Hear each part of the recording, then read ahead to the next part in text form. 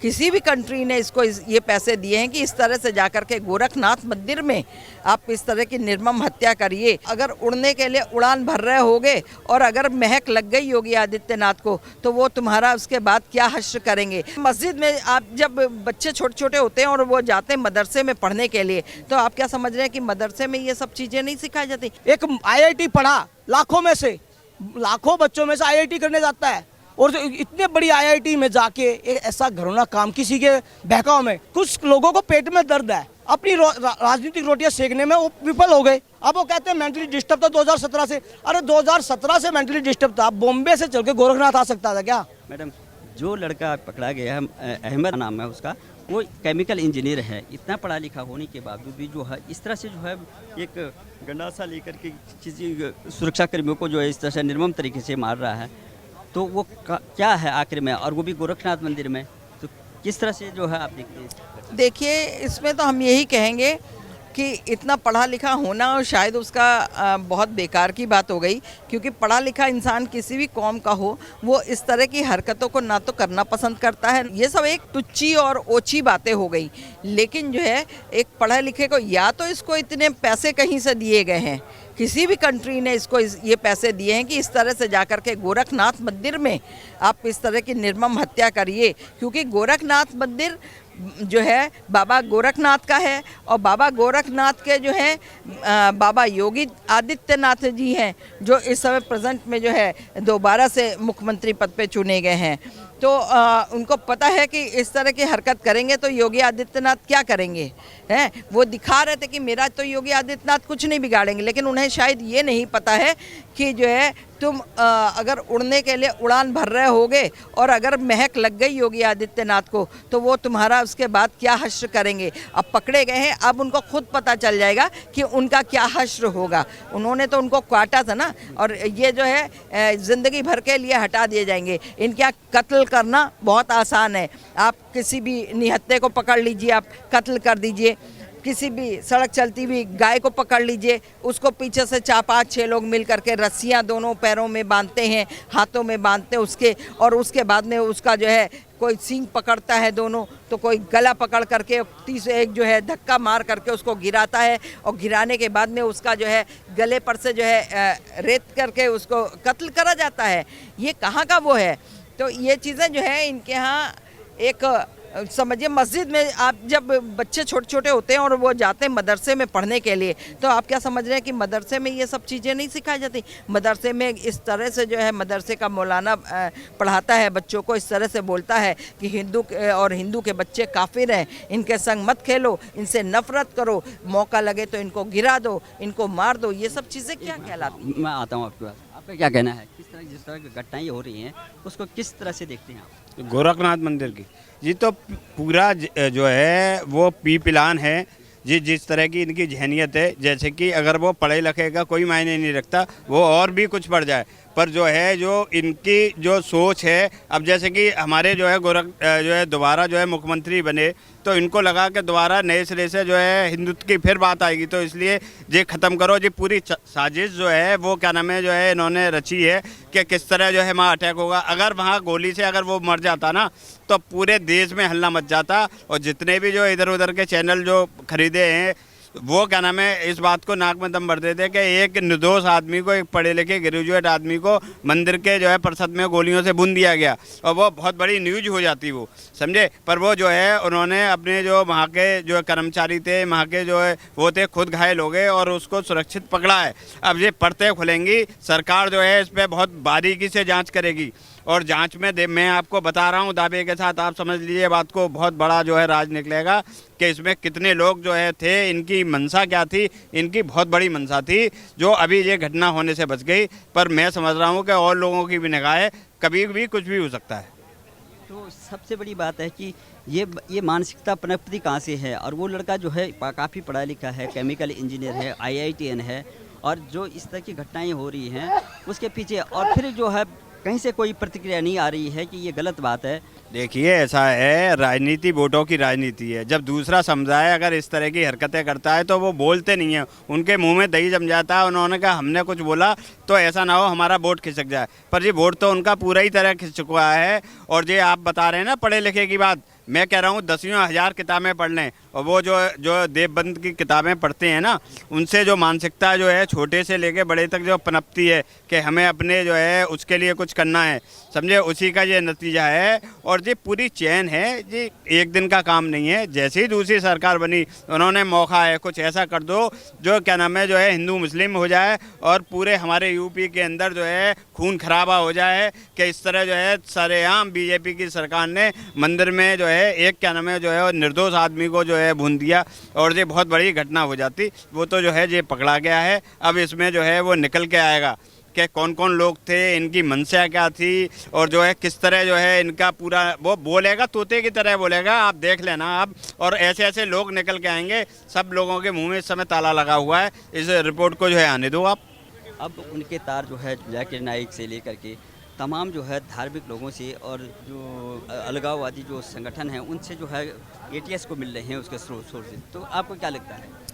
देखिए, शुरू से हिंदुओं के साथ भेदभाव करने से लेकर के और हिंदुओं के साथ अत्याचार करने तक को जो है बहुत बड़े बड़े लोगों का बड़ा बड़ा हाथ रहा, जिसमें जो है अलकायदा है और भी कई संगठन हैं, कुछ बड़े पैसे वाले लोग हैं, बड़े तबके के लोग हैं, जिन लोगों का ये सिर्फ काम है कि इस तरह से भड़काओ और हिंदू मुस्लिम का जो है आपस में लड़वा करके एक फूट डालो और राज करो। सबसे बड़ी बात है कि विपक्ष जो है क्यों इस पर पेश आता है। फिर विपक्ष ये कह रहा है कि जब से भारतीय जनता पार्टी की सरकार आई तब से ये हिंदू मुस्लिम और ध्रुवीकरण की राजनीति हो रही है। ये तमाम दंगे इसलिए भड़क रहे हैं कि ये हिंदू मुस्लिम एक दूसरे की जो है ये जुलूस पे जो है अटैक करना। क्या विपक्ष भूल गई है? आज विपक्ष जो है इस तरह के आरोप लगा रही है।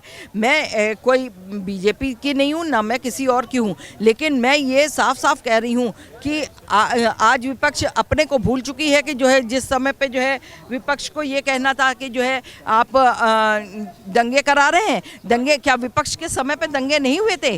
विपक्ष के समय पे तो खूब दंगे हुए कि अलीगढ़ आप ले लीजिए, मेरठ ले लीजिए, मुजफ्फरनगर ले लीजिए, आप मुरादाबाद ले लीजिए, इन जगहों पे तो हिंदू मुस्लिम के झगड़े हुए। हमारे यहाँ लखनऊ में हिंदू मुस्लिम का झगड़ा कभी नहीं हुआ। हमारे यूपी में अंदर ईस्टर्न यूपी में हिंदू मुस्लिम का झगड़ा नहीं हुआ। हिंदू मुस्लिम आपस में बड़े प्यार से रहते हैं, बल्कि हमारे यहाँ शिया सुन्नी का ज़रूर हो जाता था। उनका अलम निकालने के चक्कर में जो है ताजिए के से पहले अलम निकलता, अलम निकलने के चक्कर में जो है वहाँ पे झगड़े होते थे, लेकिन वहाँ कभी भी हिंदू मुस्लिम का कभी भी झगड़ा नहीं हुआ। और एक दूसरे के संग अगर कोई तकलीफ हुई है तो हिंदू मुस्लिम के संग खड़ा हुआ और मुस्लिम हिंदू के साथ खड़ा हुआ है। और आज जो है इस तरह की कह दीजिए कांग्रेस को कि गलत हरकतें और गलत बयानबाजी करने और फैलाने की ज़रूरत नहीं है। नहीं, मैं खड़ी हूँ सामने, मेरे सामने का किस्सा है, चाहे वो इंदिरा गांधी के समय का रहा, चाहे वो उससे पहले का किस्सा रहा। हर टाइम में बहुत झगड़े हुए हैं, ज़बरदस्त और नहीं हो तो वो पूरा निकाल करके चिट्ठे खोल करके देख लें कि कब किस किस समय पे और उस टाइम पे कौन कौन प्रधानमंत्री था, कौन मुख्यमंत्री था, किस उसका था, और जिस पीरियड पे झगड़े हुए उस टाइम पे तो बीजेपी थी ही नहीं या और कोई पार्टी तो थी ही नहीं। नाथ मंदिर पे जो अटैक होता है उसको किस तरह से देखते हैं? देखिए, ये बहुत दुर्भाग्यपूर्ण है। एक युवा को माइंड वॉश करके एक हिंदू के खिलाफ भड़काना, ये साजिश है। देश के में आज 7 साल से मोदी जी सरकार है केंद्र में। मैं आपके चैनल के माध्यम से आप मीडिया है, जागरूक है, देश में जागरूकता फैलाते हैं, आप लोगों का धन्यवाद। मैं आपके तथ्य पेश करना चाहता हूँ। आप ये बता दें, जब से देश आज़ाद हुआ है अलग संख्या का अलग बना है, इनको रिजर्वेशन दिया जाता है। मोदी जी से कोई मेरा भाई यहाँ पे खड़ा है मुस्लिम, वो मेरे से बात भी कर सकता है, मैं उसको जवाब भी देना चाहता हूँ कि मोदी जी ने जब से सरकार बनी है अलग संख्या में कोई कटौती की है क्या? इनको जो रिजर्वेशन मिलता था उसमें कुछ कटौती की है क्या? इनको बढ़ावा देने के लिए कुछ कदम उठाए होंगे कि ये साक्षर बने। मदरसों को बंद किया हुआ, योगी जी ने मदरसों को बंद कर स्कूल की तरफ लगाओगे कि पढ़े लिखे शिक्षित बने, विकसित हो।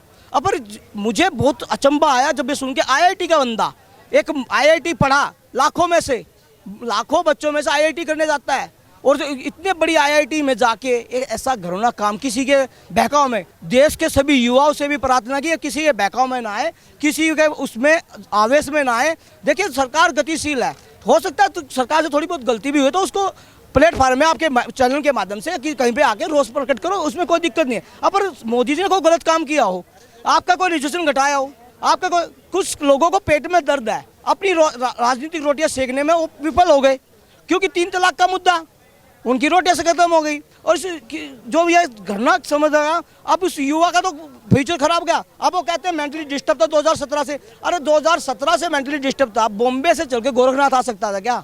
और जो ये बात है, जो पढ़ा लिखा बंदा ऐसा काम करता तो युवा पर कैसा संदेश जाएगा, आने वाली पीढ़ी क्या सोचेगी? ये इनको भकाया जाता है, इनको गुमराह किया जाता है, उनको अपने कब्जे में लेकर उनको यूज़ किया जाता है। और ये यूज़ करना, मेरी युवाओं से यही विनती है और इसमें आपसे भी प्रार्थना कि आप इसमें जागरूकता फैलाएं। ठीक है, जो भी है गलतियां, देखो 60 साल से ये कह देते हैं ये नहीं हुआ, रोजगार नहीं मिला। अरे 60 साल से तुम्हारी सरकार थी भाइयों, तुमने क्या करा? तुमने हॉस्पिटल नहीं बनाए, तुमने वो नहीं बनाए, स्कूल नहीं बनाए, अरे तुमने कुछ नहीं किया। तो भाई आज 7 साल में तो कोई भी आज आप ये 7 साल का बच्चा मेरे घर में पैदा हो, मैं उससे कह दूँ तू भाई यहाँ पे टेरिस बना दे, नहीं बना पाएगा। ये समय लगता है, देश इतना बड़ा विभिन्नता का देश है।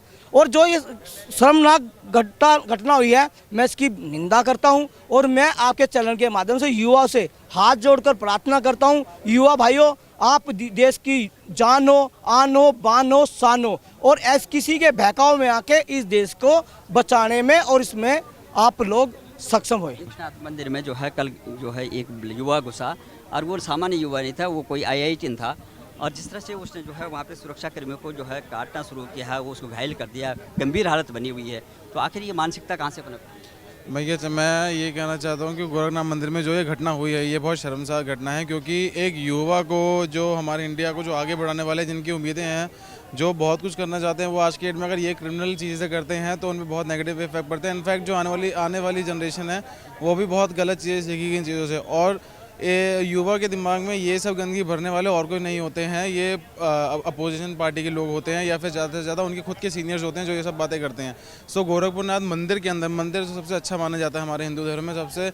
सबसे एक ही जगह ऐसी है जहाँ पे हम लोगों को भरोसा बढ़ता है, वो है मंदिर। और अगर वहाँ मंदिर ऐसी जगह पे ये सब चीज़ें हो रही हैं तो ये तो बहुत ज़्यादा गलत इंपैक्ट पड़ेगा हमारे भारत देश पे। नाम जो है अहमद मुर्तबा है। तो आखिर में ये मानसिकता कहाँ से आ रही है? इतने पढ़े लिखे लड़के जो है फिर भी जो है वहाँ पर जा करके अल्लाह अकबर करके ऐसे नारा लगा करके, तो उनके पिताजी कह रहे हैं कि हमारा बेटा जो है मानसिक रूप से बीमारी से जो है ग्रसित था, इसलिए उसने ये सब कहा। अगर जो मोहम्मद जिनकी आप बात बता रहे हैं, अगर उनके दिमाग में कुछ गलत असर था या उनकी मेडिकेशन चल रही थी, तो उनको पहले से ये चीज़ जाना चाहिए थी ना, उनको पहले से घर पे रखना चाहिए था। ये सब झूठ है। पहली बात तो युवा, कोई इतना युवा पागल नहीं होता कि वो खाली एक ही चीज़ के पीछे पागल हो जाए कि वो बंदा अगर मानसिक तौर से अगर सही नहीं है तो उसको घर पे रखा जाए। वो ऐसा बंदा थोड़ी ना कि वो मंदिर में जाके हुड़ंगबाजी करेगा और लोगों को मारेगा और ये सब घटनाएं करेगा।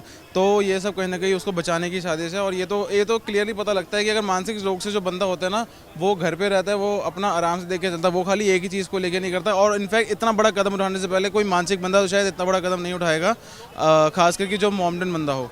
सो मैं यही कहना चाहूँगा कि ये सब बस एक उनको बचाने की तरकीबें हैं, बट ये सब कूड़ा कहीं ना कहीं उनके सीनियर्स ने या कहीं ना कहीं उनके पार्टी लीडर्स नहीं भरा होगा। और मानसिक रूप से कहने वाला ये चीज़ युवा के ऊपर लगाई जा रही है, वो गलत है।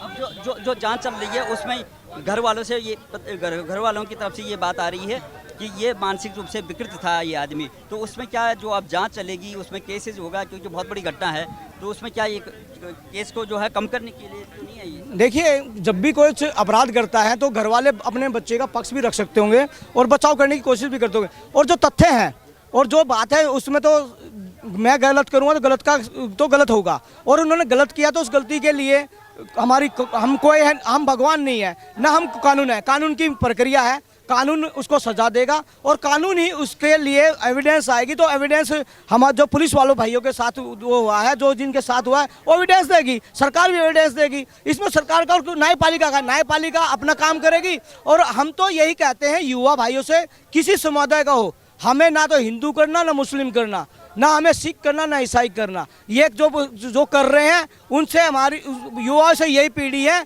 कि भाइयों, आपसे युवा मैं भी हूँ, ठीक है, आप मेरी थोड़ी उम्र ज़्यादा होगी, आप थोड़े छोटे होंगे, मेरे मजले होंगे। मेरी आपके चैनल के माध्यम से युवा भाइयों से कि मोदी का जी का सपना है युवा ही देश को आगे बढ़ाएगा। और आज देश थोड़ा विकासशील हुआ है, गतिशील हुआ है। इस गतिशील को किसी सांप्रदायिक में मत बांटिए। मोदी जी ने आपके किसी भी अंश को काटा हो, किसी भी आपके अंशदान को आपको कम किया हो, तो आपके लिए मोदी जी अच्छा प्रयास कर रहे हैं और मोदी जी हमेशा आपके लिए, आपके मजहब के लिए पढ़ाने में शिक्षित होने के बाद भी आप ऐसी शर्मनाक घटना करोगे तो आने वाली पीढ़ी आपसे सीख नहीं लेगी और वो भी अलगाव पे चलेगी।